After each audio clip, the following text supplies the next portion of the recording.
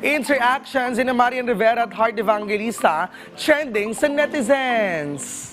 Naging usap-usapan online ang video ng recent interaction ni Heart Evangelista at Marian Rivera sa isang birthday gathering. Sa nasabing video na in-upload ni Team Yap, makikita sina Heart at Marian na nagyakap at nag-hi sa isa't isa.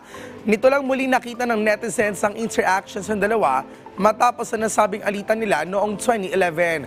Matatanda ang nagkaroon ng issue sa pagitan nila sa set ng pelikulang Temptation Island na nagsimula umano sa naging reaksyon ni Heart sa balitang makakatambal niya sa isang proyekto si Dingdong Dantes na noon ay nobyo pa lamang ni Marian.